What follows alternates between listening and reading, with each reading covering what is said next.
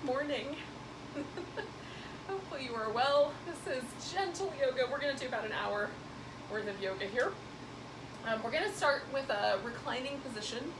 I am going to start with a little bolster under my back. So this little bolster is made specifically for the purpose that I'm about to use it for, which is to sort of open the chest and let the shoulder drop back so it gives the little muscles that stabilize the shoulder and help us take deeper breaths, a little kind of extra breathing muscles, and get a little release from any sort of time we've spent over a computer or curled up sleeping. Now, you may not have one of these because why would you? So what you can do, I mean, you know, if you're like me and you collect yoga things, then maybe. But if not, then what you can do is take a regular blanket. Now, I folded this blanket 3 times. So I folded it in half long ways, and then in half the 2 longest edges together, and then one more time the 2 longest edges together. So I have a rectangle. And then for this particular blanket, just folding it in thirds gives me this same shape. But depending on the blanket you've got, you might need to fold it in quarters or something like that. So you get the same sort of idea. This is just a really simple wool blanket. If I had a little thicker blanket like this one, I might have to fold it in quarters so that I get that same shape. And it can be a little bit wider, a little more narrow, just depends on, you know, just as comfort dictates. If it's too thick, what you can do is just leave one end loose and just fold part of the blanket, and then, you know, you could work that out. You could also try to kind of fold it in some other arrangements so that it's just a little bit less bulky underneath you. And if the blanket just doesn't work, then you can certainly do this without, or you can put a yoga block under your upper back and one under your head if you've got those handy. Again, those are one of those things you may or may not have at your house. So once you've gotten your decision made about how you're going to roll on this one particular front, you're going to lie down. And the way that I do the block is I put the block really high at my back. So I don't know if you can see where I've got that, but it's basically right at the shoulder blade level. Now with this bolster or with a blanket, I like it to go a little bit further down. So I go right to the very bottom of my rib cage. That's about where my lowest rib lives. And that way, again, hold on, I got my hair trapped. So again, with the block is so firm, it's best to have the real big expanse of the shoulder blade, those bones, holding or resting on the block, because the edges of the block can be kind of pokey. And so rather than have that poke you in the spinal vertebrae area, having it resting on those big bones is helpful. Similarly, with a pillow like this, or even with the blanket, having because it's kind of narrow, having it rest where all the little bones of the ribs help to support it is good. And then when we get into the squishier area between the hip and the low back, those muscles can be tender or tight. And if it feels okay to have it in that area, great. And if for any reason there's discomfort there, just try putting it up a little higher where there's a little more bony structure to help hold it. Okay, so I've kind of fiddled around until it feels like I'm pretty much right in the center. You can have a blanket under your head to elevate your head a little higher, if that would be useful to you. And then I like my arms relatively close to the sides. I don't hug them up here, because that rotates my arm bone forward rather than what I have in mind. Because I have a little bit of an angle between my elbow, right? So my upper arms are kind of hugging in, but my lower arms are not going to hug next to me. So I just basically put the arm down wherever it feels like it would naturally land, and then let the shoulders release around the object. This is the idea. So our shoulder is stabilized by a muscle in the front. It's stabilized by a lot of muscles. The muscle in the front that we're after is the pectoralis minor. And this is a little muscle, but it attaches to the ribs right in here, and then attaches to the arm bone. I think it's the arm bone. It might go through the arm and attach to the shoulder blade. But in any case, it attaches to the shoulder.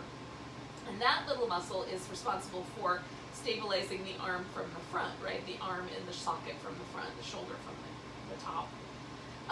And it's also a secondary breathing muscle, so it helps lift the rib cage for breathing. Okay, so when we're taking a regular breath, the ribs don't have to expand that much because the diaphragm can mostly just move in this squishy lower body area, or lower abdomen area. But for deeper breaths, the rib cage needs to be expanded. So the little muscles in between the ribs called the intercostals, those work to help. The pec minor works to help, and so what we're trying to do is give those little muscles, the pec minor and all the other little shoulder stabilizers, an opportunity to relax so that as we're practicing, we have easier access to that deeper breath.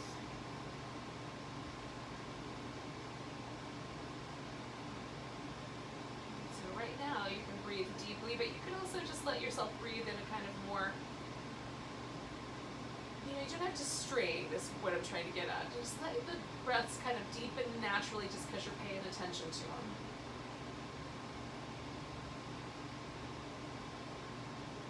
I find as soon as I start to watch my breath, it deepens a little bit. But it's not a strain, it doesn't feel like an effort to breathe.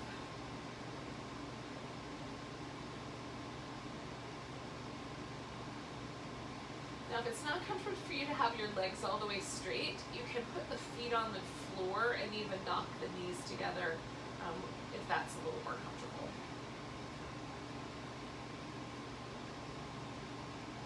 I'm going to stay for about another minute and a half or so.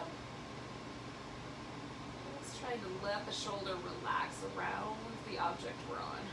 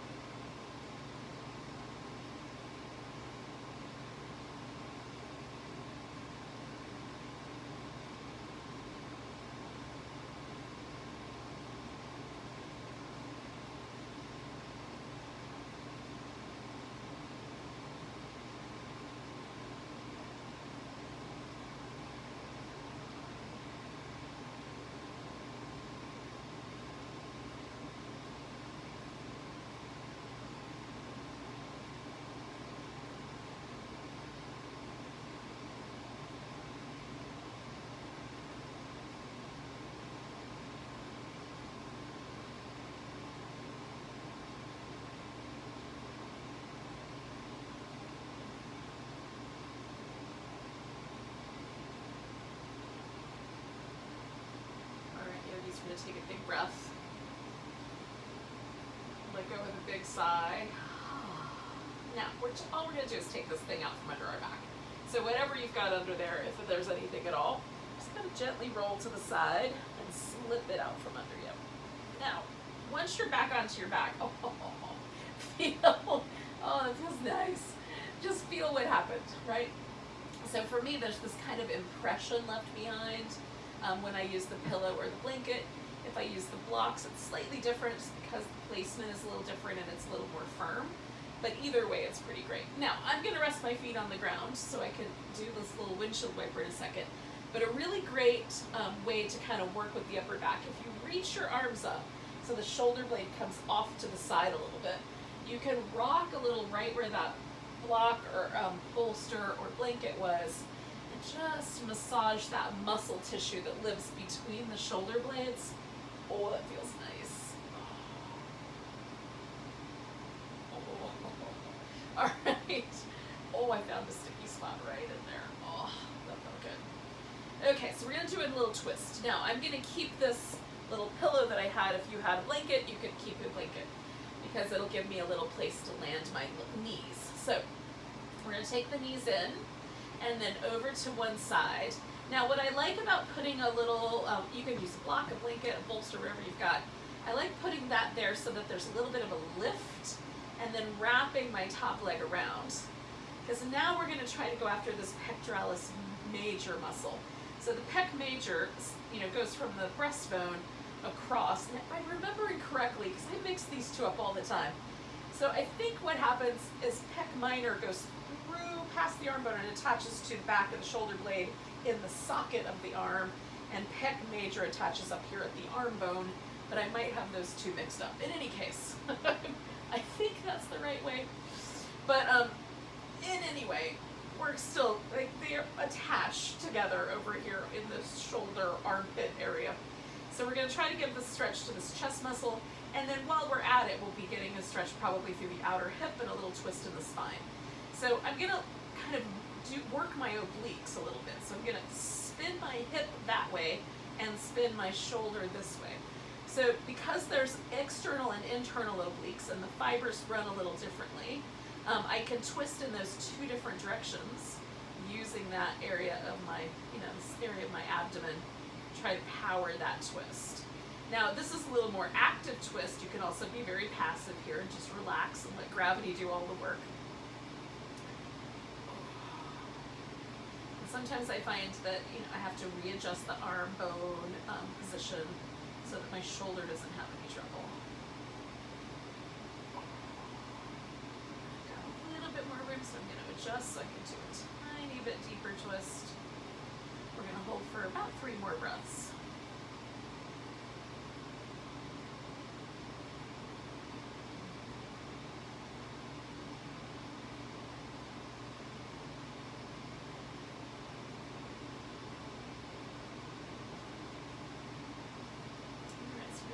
Back to the center line here with the knees, and then before I go anywhere I want to just see what happens. So I'm going to do a little bit of a jiggle and then relax so that I'm mostly in the anatomical position.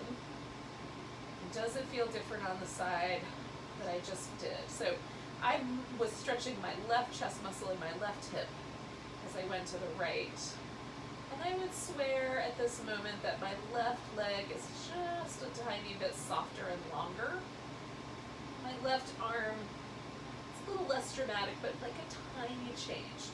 Now, if I were to measure myself, nothing has changed. It's that there's now information being sent from that muscle tissue that, it could be from the fascia as well, but from the tissue here is being sent back up to my brain. So this act of just pausing for a moment and noticing what's happening in the body is called interoception. So most of the time, like if I want to squeeze my bicep, what happens is my central nervous system, the spinal cord mostly, and the nerves branching off of that send a signal out to that muscle to contract and release, right? Contract and release to make that happen. There's other contractions going on to create the extension, but let's keep it simple. So that is a situation where the brain, and more rightly probably the spinal cord, is sending a message out to the body.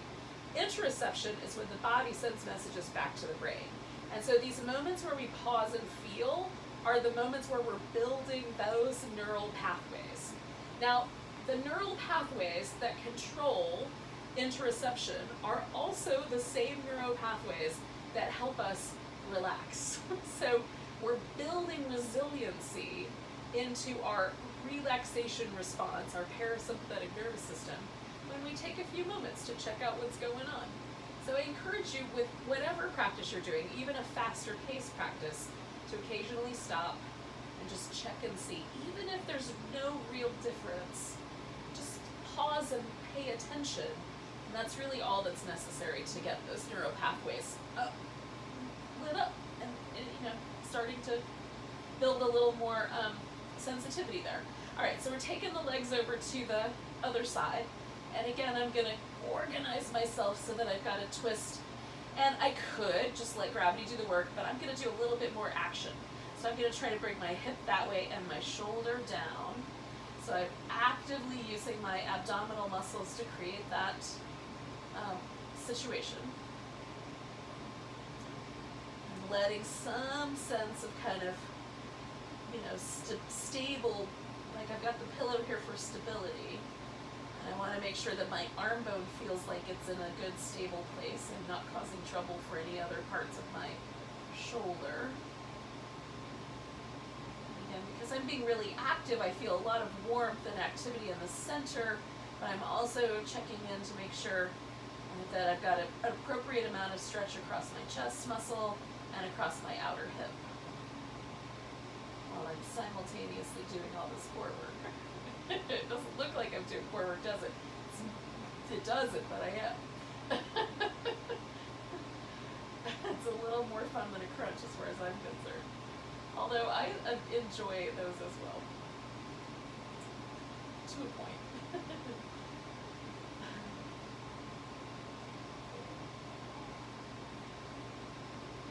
So usually for me the right side is a little bit tighter, so I'm just kind of feeling a little bit more sensation here. I'm just going to take about 4 more deep breaths.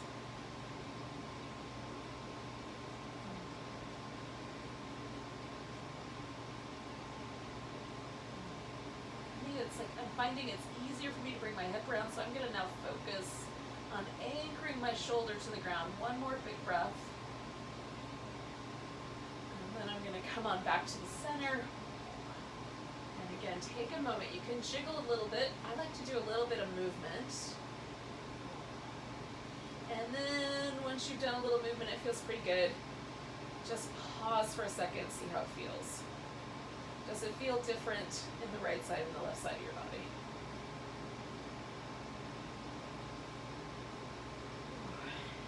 All right. While we're here, we're going to do a couple more things for the shoulders. So we're going to work with this positioning in the arms. So I've got my feet on the floor, so it's kind of like I'm going to go into bridge position. I'm not, but my feet are resting in that position. This is also called constructive rest. And some people prefer the knees to lean into each other. I like mine to be a little bit more just balanced so that they stay up by themselves. Okay, so reach your arms up so that your arm is about level with the shoulder. And then we're gonna just try to lift ourselves off the floor. So I'm gonna lift up and then I'm gonna come back down. I'm gonna just let my head kind of naturally tilt wherever it tilts. It's not gonna come off the ground, but as I lift, it kind of tilts back, and then it'll tilt back to neutral when I come back down. So lift, and come back down. Lift, and come back down. Lift, and come back down. And for whatever reason that's tricky on your head, you're welcome to try putting like a little bit of neck support there, see if that helps out. Lift, and come back down. I'm not feeling any weight on my head. It's just, changing shape as I move. Okay. So now with the arms still in that position, you're going to fold so that you're holding onto your elbows. And look and see which arm is on top. So for me, my left arm is on top. So again, we're going to lift, and this time rather than trying to take ourselves up off the floor, we're just going to stretch over our head. Keep going until you find that you can't go any further, whatever that means. In my case, I'm now touching the ground. In your case, it might be that your shoulders don't let you go any further, and that's fine. So keep reaching up. Reach, reach, reach. So you're reaching up, and now I'm going to start to reach down. Cool.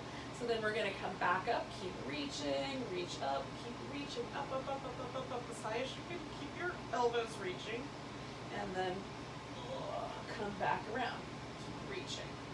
So I'm reaching through the elbow. We're going to do it one more time this way. Keep reaching. Come on back. When you get to the center point, we're going to switch which arm is on top. Same idea. Reach. Take the arms overhead. It's possible you'll find there's a difference when you have a different arm on top. Come on back, and I'm reaching through the elbows like I'm trying to touch the ceiling with my elbows. And in this case, it's changing from the ceiling to the wall as I go around, but you get the idea. And then one more time, reach up through the elbows. Keep reaching, keep reaching. Go all the way over, stretch overhead, and then come all the way back. Excellent. Then release your arms, let the arm bones get kind of heavy. You can do a little shimmy. Do a little shake with this arm, a little shake with this arm. we're going to come back to the shaking in a second. All right, so we're going to roll onto our side to do a movement pattern in the arm. So you can, I'm going to go this way away from you first. I think you'll see what I'm doing with my arm a little better that way. So once you're laying on your side, your arms are going to go straight out in front of you. So it's helpful to have a little support for your head. So you can put your blanket or whatever you've got blocked, whatever underneath your head. Now, I'm going to try to find the spot where it's going to be the least obtrusive. Now my arm that's on the top is the arm that's going to move. Everything else is going to basically stay the same. So I'm going to reach my arm forward, and then I'm going to go over my head all the way around till it's about level, right? Like a T shape almost, one arm to the other, and then I'm just going to bring it across together. So go over your head, reach out, and bring it around. Over your head, reach out, try to stretch through the whole arm, and if you can't go quite all the way to here, that's fine, just go as far as you can. Going up overhead, stretch out. Can you feel that chest muscle going with you? Up overhead, stretch. Last one on this side. Up overhead, stretch. Come all back. Good. So we're going to come back onto our back. I'm going to move my head support for a second. And then that arm that we were just doing, we're going to stick that up in the air. We're going to shake it. Shake that arm until it feels like everything rattles. Bones rattle. Bones in the hand and all the arm bones. And I have to do slower when I move the whole arm, and if I just move from the wrist, I can be a little bit faster. Good. Okay, one more big breath. And then let that arm fall. And again, just take a moment and feel that arm in relationship to the other one. Does it feel different? And for me, it feels kind of tingly and light in a good way. So I'm inclined to do the other side. Hopefully you are too. So we're going to roll onto the side. Hopefully I'm still in your camera view. I'm going to put this support underneath me. Arms are out in front. And again, this is the arm I'm going to work with. So I'm reaching, going up over my head, coming all the way around, and then bringing it back together. Up, over, all the way around. Really stretch through that arm if you can. Bring it back together. Okay, halfway there. So 3 more.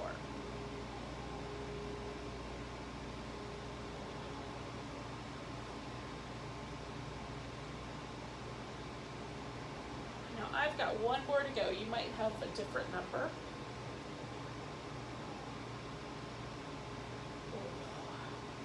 And then once you get there, we're going to come back and then we'll shake this arm.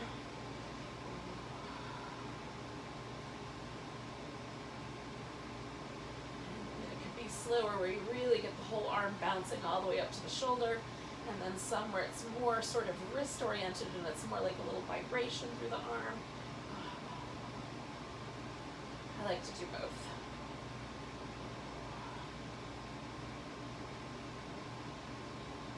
Okay, we're going to do 2 more breaths.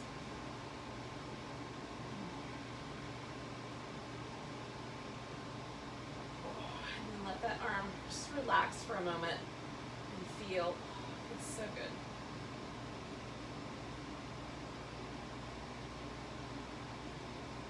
All right, yogis. Hopefully you're feeling nice and delightful. We're going to do a little spin with the wrists. Go the other direction.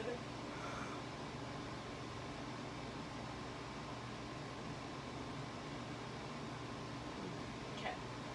Stop, like put your hands up. You're just going to gently draw the wrist back. And then let it fall this way. Gently draw your wrist back. Helps to stretch the thumb out, and then move the wrist that direction. Okay, now we're going to massage our forearms a little bit. So if you take your thumb and move it around, Try to feel where the muscles in your forearm live that sort of help control that. And you're going to massage those muscles. So for me, it's right here. And hopefully there's kind of similar placement for you. So massage that area where your thumb goes. Sometimes because we're on our computers a little bit more maybe, with being indoors and having to work in that way, we might not get as many opportunities to go chat with people and stuff, so we're on our computer more. So massaging that can help. So the thumb can get a little bit sore because we get tension in these muscles where the thumb goes. So just massage your forearms in that kind of general area. And then if you have other parts of your hand that are a little sensitive, you can certainly wiggle those individual fingers and find like the muscles in your forearm later and give yourself a massage. So we're going to come up to all fours.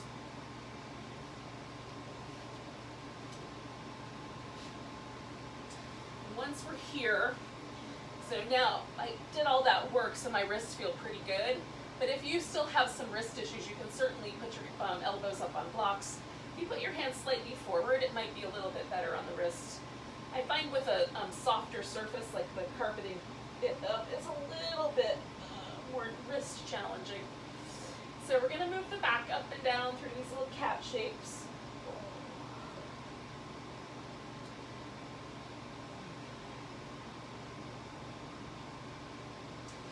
Now, when we get to the cat shape where it feels a little bit like you're droopy, see if you can get your shoulder blades to lift up off your back a little bit. Just kind of swing a little through the shoulder.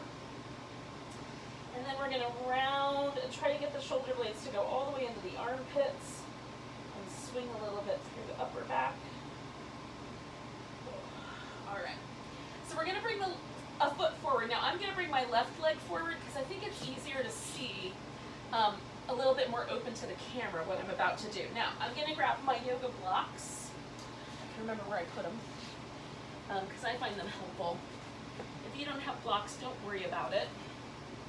Now, some things that you can use instead, I would suggest that because we're probably going to be doing yoga at home for a while, that it might not be a bad investment to get yourself a couple yoga blocks, a decent blanket if you don't already have one, and maybe even eventually, I would definitely have a strap, but maybe the bolsters eventually. But start with a couple yoga blocks, a couple blankets, and a strap, and you'll be in pretty good shape.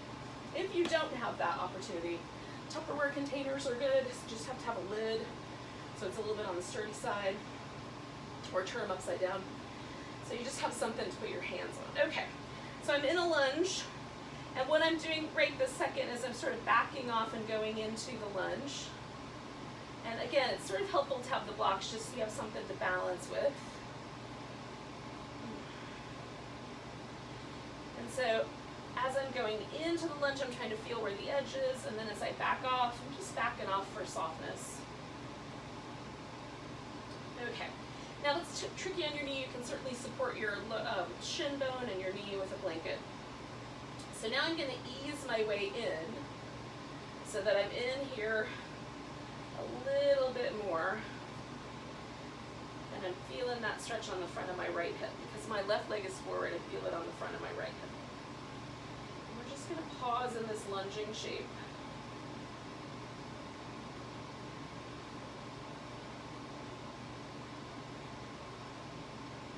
Make sure that your mouth isn't tight, if you don't have any tension between your eyebrows. If that's the case, back off a little bit and see if that's better.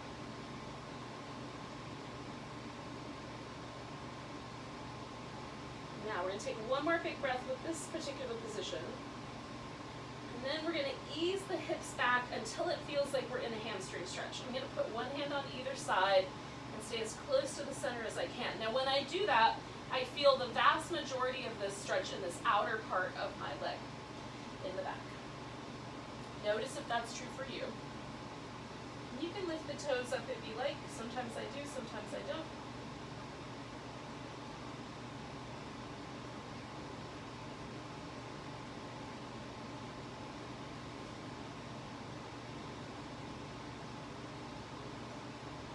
All right, now to get to my inner hamstrings, I'm going to move myself to a bit of a diagonal here. Now I'm going to take my forearms to these blocks, but you may find that you don't need to do that. And so as I ease my hips back into the stretch, I feel that more in my now inside edge of my hamstrings. And maybe there's a little bit of inner thigh there too. I feel it mostly in the back of my leg, but I can't guarantee that it'll be the same for you.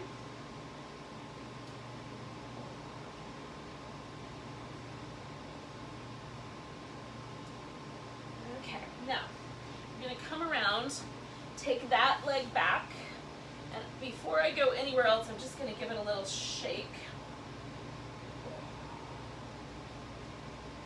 Ankle circles, and then I'll put that one down and do the other side. So I'll just stay this way. I think it'll be all right. Hopefully you'll still get the picture.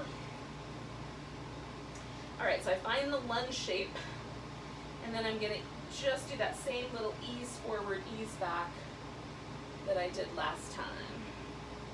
Ease forward, ease back.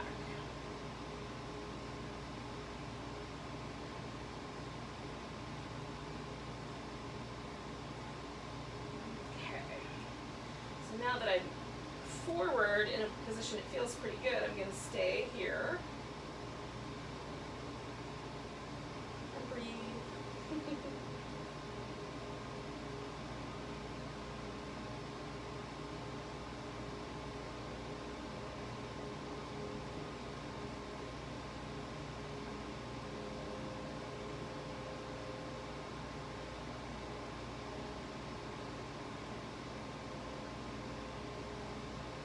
One more big breath.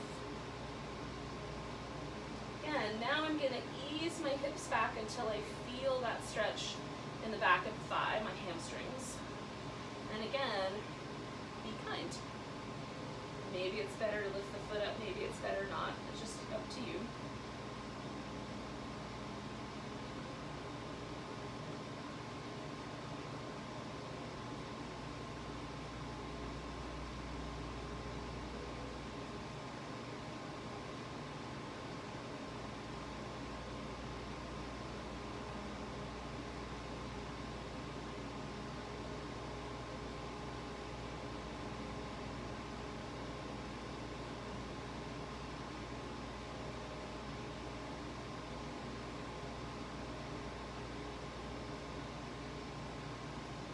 Now I'm going to do that little diagonal move, and hopefully this will still translate.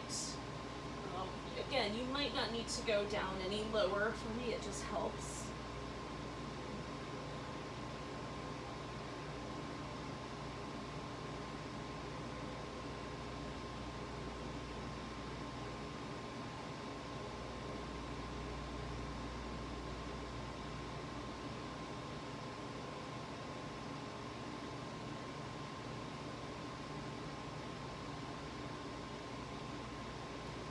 Take a big breath, and then we're going to ease our way out of here. And again, before I go too far, I'm just going to take this leg back, give it a little shake, and then we'll come back. Now, if downward dog is inside your agreeable list of poses, then we're going to take downward facing dog. If that is not available to you, then what you could do is kind of a version of child's pose, and you can use blocks under the elbows, but you don't have to, where you sort of let your chest come through. And some people call this puppy dog pose. So it's a little bit like a downward dog in the shoulders, but a little less like downward dog in the backs of the legs, okay? But it might be more appropriate. So if it's available, you can take a downward dog.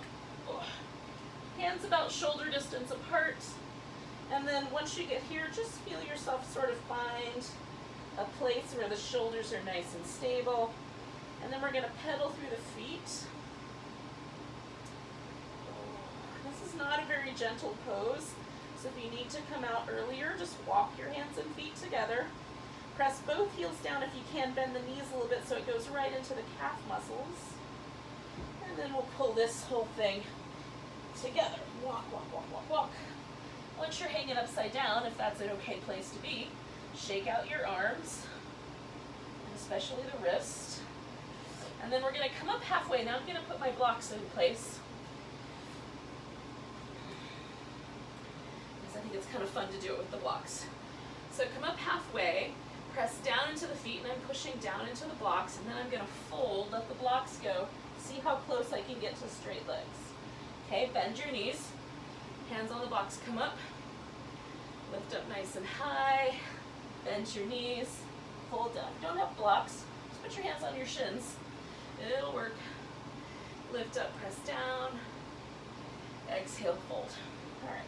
So we're going to come all the way up to standing. You can go halfway and then the rest of the way. A lot of activity going on outside my window today. Stretch up nice and tall. We're going to bend a little sideways. And then we're going to bend a little sideways. Oh. And then give everything a little bit of a shake. Little legs, little torso. It's good. Okay. So we're going to start with a wide angle forward bend. So we've got a nice wide spacing in the legs. Now you can turn the toes in so it feels like your feet are pointing straight forward. If that causes any sort of feeling of binding in your knee or in your hip though, turn your toes out a notch until you feel that binding go away. And some of us have interesting twists in our bones that make it really tricky to do something like that. Or you might just have an injured knee. So you're gonna fold forward. Again, I'm gonna start with the blocks so that I've got a little sense that I can kind of press down and get some length in my spine. And then I'm gonna take the blocks down one notch. And I'm gonna stick them way up in front of me so that as I let myself fold the rest of the way, this sort of becomes like down dog, except without weight on my arms. And I like the way that feels in my shoulders. Let the head drop through. Let the shoulders kind of hyperextend a little bit. Without the weight, that feels really nice. Now you might need really bent knees because you and your hamstrings are on a little a little different relationship than I have to mine. All right. Now we're going to come up, and we're not going to totally bring the feet in, but just bring them in once or twice so that there's a little bit more of a sense of power in your legs. And then we're going to come all the way up. All right. So we're going to take ourselves into a little bit of a squat. So turning the toes out and testing out like the distance. Should you do a little wider? Should you do a little more narrow? So we're going to inhale and reach the arms up. Exhale, come into the squat. However deep is appropriate for you and your hips. Nice big lift. Exhale, come back. We're going to do that twice more. Inhale, lift. Exhale, squat down. Inhale, lift. Now we're going to hold the squat. So we're going to come down to this goddess squat. Hold steady. So one hand on either thigh. I'm going to drop my right shoulder forward and pull my left shoulder back. And then come back to the center. Left shoulder drops forward, right shoulder comes back to the center. Right shoulder forward. Ooh, left shoulder forward. Good. Right shoulder forward. Left shoulder forward. Beautiful. Come back to the middle. Come all the way up. Ooh, give yourself a nice big stretch. Ooh, little side bend. Good. Now we're going to get ourselves back down onto the floor for a seated position. If you were a fan of the downward dog, you can do downward dog one more time. And just for a different way to do it, if you like, you can take a downward dog with the blocks. So if you've got yoga blocks, and you need to have a fairly sticky yoga mat for this, but kind of letting yourself find that kind of slightly more downward dog shape. A little bit higher, get your heels to the ground, and just changes the way that pose feels. I think it's kind of interesting. It's definitely not the only way to do something. So once you're down in your seated position, whether you did that little extra downward dog or not, and do a little bit of work for the neck. Now, we're going to be sitting just cross-legged for a few moments. So if it's more comfortable, sit up on the edge of a blanket, on your folded blanket, or on your pillow, whatever you've got handy. Okay? If you need something under your knees, put something under the knees. Okay. Sit up nice and tall so it feels like your spine is as neutral as possible. And then drop your chin. Now sometimes when the chin drops, my back wants to slump. So I have to be a little bit mindful. And sometimes when I'm rolling my head around, my shoulders want to lift to help. So again, I'm going to try to keep my shoulders relaxed. So it helps me to have my palms rest on my thighs, because that keeps me more in a relaxed shoulder place. So with the chin kind of dropped forward, we're going to trace the ear around the shoulder and back, and around the shoulder and back. Now go back and forth and just feel your neck. As you're moving, where are the tight places, if any? Is one side different than the other?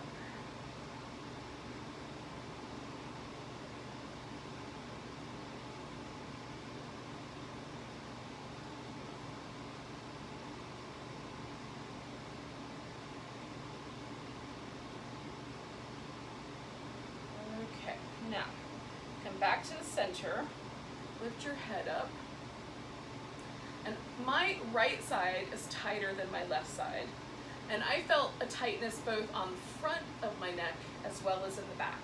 So I'm going to stretch both of those. It's possible for you that there was one or the other, or it just nothing felt in particular tight. So we're going to drop the head over to the left, right? So just drop it over, and then I'm going to take my right arm and extend it out. Okay. So now that could be all that happens, and you just pause there and let the side of your neck stretch. But because I found a little tight spot here and a little tight spot in the back, I'm going to get to the one in the front first because that was my least problematic. So I'm going to lift the chin and kind of pull it back. So I let the head drop backwards towards my left shoulder. And then I'm going to just adjust the shoulder blade so that I feel the stretch right here in the front, from the collarbone to my ear, basically.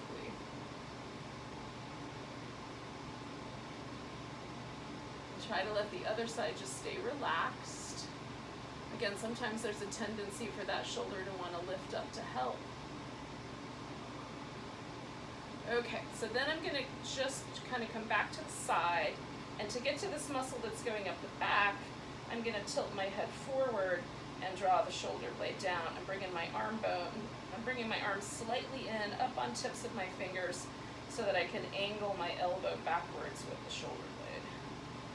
And then I feel this in this, what is for me right now, a very sensitive, stretchy area that goes from the shoulder blade up to the back of my skull.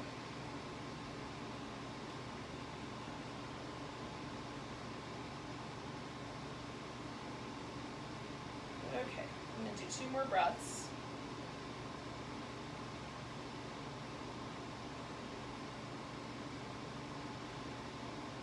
And then I'm going to bring my arm bone back and then my head back to the center. And then with just that movement, just notice, just do a little bit of movement and then notice what happened. So for me, it feels like this side of my neck is longer, the shoulder is lower. It's not. If I were to measure, it would be exactly the same.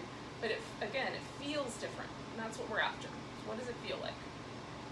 So I'm going to do the other side. So I'm going to just pause and let the head drop over to the right and take my left arm out. And that might be all that is required, really.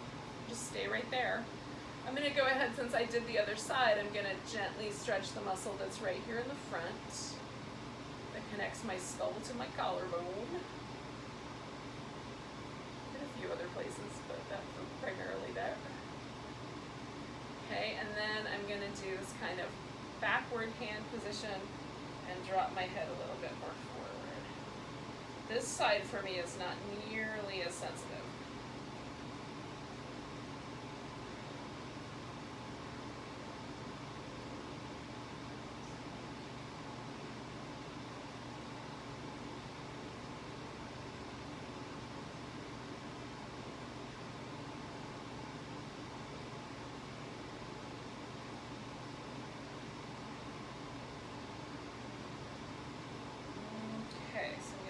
Arm back, bring my head back, and then see how that landed me. So these muscles are muscles that stabilize the skull on the neck. And so we're just going to do a tiny little massage right at the occiput. Now here's the thing. This is not a like kneading massage. This is the massage that you would give to, like, if you're at a fruit stand and you want to pick out the ripe peaches, and you're just testing to see, are these ripe? You're not gonna jam your thumb in there. You're just gonna barely squeeze it. That's the idea. So we're just gonna barely squeeze this little area right where our occiput is, and just give that area a little massage. And I like to do, like, move the tissue like this, so the fingers move towards and away from each other, kind of crisscrossy on both sides. And again, the pressure is so light, you guys. We're just moving the skin around. And that sometimes is all we need. A little bit of neck movement and that little bit of massage to help bring the skull back into alignment with the spine. So we get a release of tension in that area where those nerves that are really important to being able to relax come out of our skull. Okay, so we're gonna start with the legs in this butterfly shape, and then we're gonna extend one leg. And then this guy, you can pull the foot in closer if you like, but just whatever butterfly shape works best for you. And then I'm gonna give myself a little bit of a support under this knee. And then we're gonna fold forward. Now, if you want to do this with a strap, you can. I'm gonna probably hold on with my hand, but not right away. I'm gonna find my way in first. So we're folding forward. I have already done this little thing where I've kicked my sit bone back, moved the pelvis a little bit out from underneath me. I might add a little bit more there. I'm gonna bend my knee slightly here so that I've got a little bit more action, and I'm gonna try to lift my kneecap up so my quads are super active. And then it helps sometimes for me to push on the pedal of my hand, but you don't have to hold on. So we're holding steady. So we're gonna take 2 more big breaths, yogis.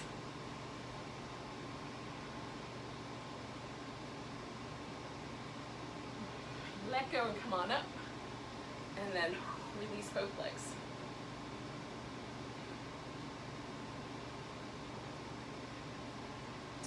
Okay. Now just pause for a moment and notice the little asymmetry to your body. So let's do the other side. So again, start with the legs in position. Decide, do you need a little support there for that knee? And then maybe you do this little sit bone adjustment, kick it back, bring the pelvis forward. Again, I'm gonna bend this knee and really engage the quads. Now, if I don't watch my quads, they tend to let go. So I'm really trying to pick up my kneecap. I want to feel like I'm sucking that kneecap up toward my hip, and they will not do that for very long unless I pay attention. So folding over, trying to keep that sensation there, and breathing.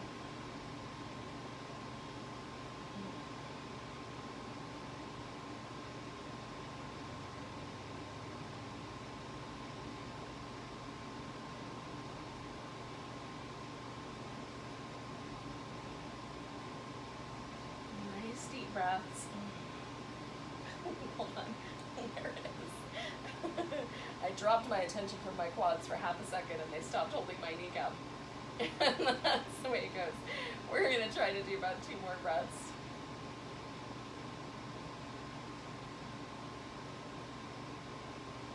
Okay, so let go and come on up. Let the muscle go. Give that a little rinse out. Now, do you feel a little bit more symmetric?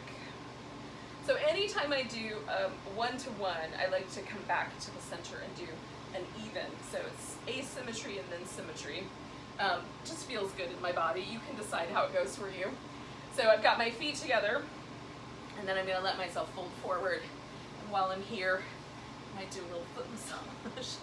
Like, there's lots of ways for you to kind of approach this pose. Now you can certainly bring your heels in tighter. I always like a little looser position here. Just feels nicer in my joints. I like my thighs to kind of come down a little closer to the ground. If I bring my feet in too tight, they don't do that. So you do you. But it's nice. And again, you can do this in a more active way, like I'm doing right now, where I'm sort of lengthening through the spine.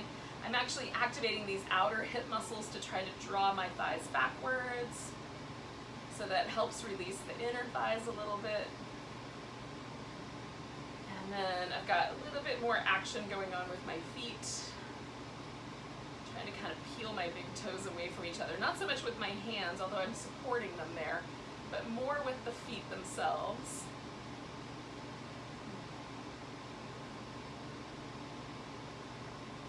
And then taking one more big breath.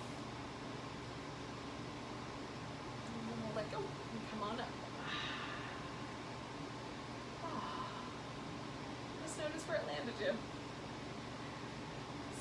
So we're going to do a little of these kinds of little washing machines with the torso, just to release a little bit of tension if there is any from the spine after the forward bends. And then do a little bit of this kind of back and forth. And you can Sufi roll, kind of move the ribs through a circle in both directions.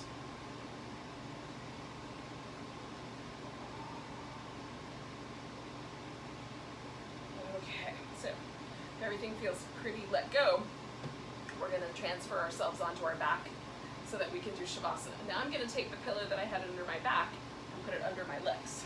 I'm also going to take this clip out of my hair.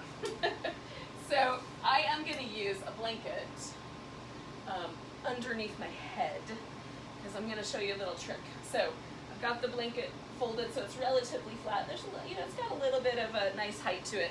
I'm going to put that right under the edge of my skull so that my shoulders are not laying on the blanket, just my neck, my head. Okay, so I might have to do a little bit of like situational adjustment here to make this just right. And usually for me, I like the support under the legs to be close to the thigh, like right up against the edge, because that helps my hip flexors relax a little bit more. Some people prefer the support to be under the knees, so you may have to do your own little experiments with rolled up blankets or pillows or other things. You could put a throw pillow under each leg. Okay, so then we're going to take the blanket and pick it up and cup the back of your skull. Now some people will want this to be a little higher, so you might put a little bit more of a support under there. I'm not tucking my chin in, I'm just cupping the back of my skull and then putting my head down. Now, I am going to, because the sunlight's in my eyeballs, I'm going to take the top layer of this blanket and just cover my eyes. But you might have an eye pillow or something like that that would work better. See if I can get just one layer.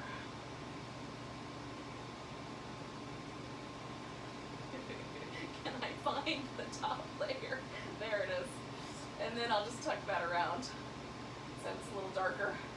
But you could certainly make an entire pod. But that little cup of the back of the skull just takes that a little kind of fascial release to that area. And then we'll let ourselves relax, yogis, for a few minutes. Now you might be tempted to not do this part. Do this part. Your nervous system loves you when you do this part. It wants you to do this part. So let your body relax and just be for a few moments and just breathe.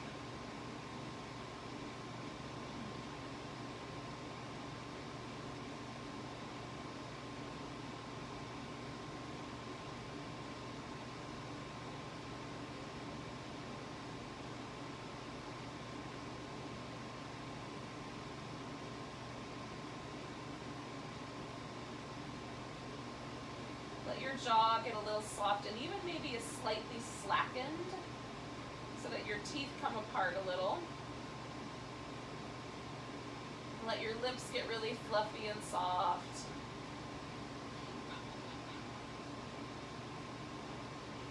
Let the eye orbit get a little deeper and the eye itself sink in a notch. And bring to your eyes a feeling of kindness and compassion. The eyes are reflecting that compassion from your heart out.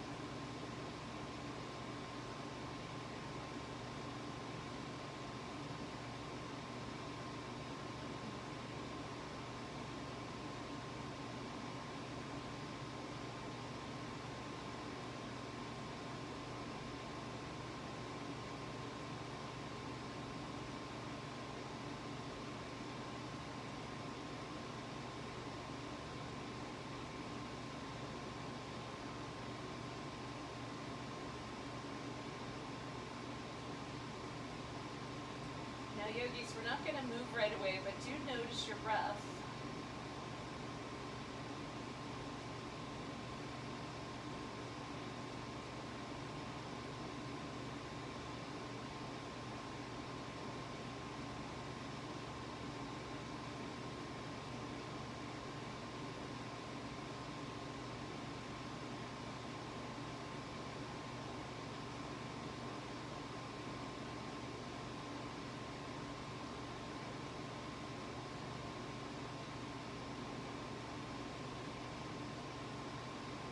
Big breath all the way to your toes. Let go with a big sigh. Now wiggle the fingers and toes. Stretch them out. Give your wrists and ankles a little movement. Stretch your whole body from fingertips to toe tips. Wasn't it worth it to take that time to just let yourself relax? So you're going to bring your knees in, and give your favorite yogi a hug and a back massage for the road, and then we'll sit up.